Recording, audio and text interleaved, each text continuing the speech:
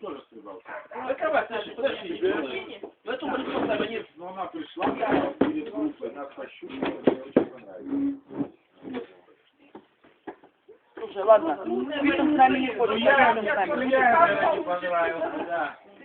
Ну, хоть дальше пойдешь, что ли? Ты веди себя адекватно, А, все, там все, блокируют.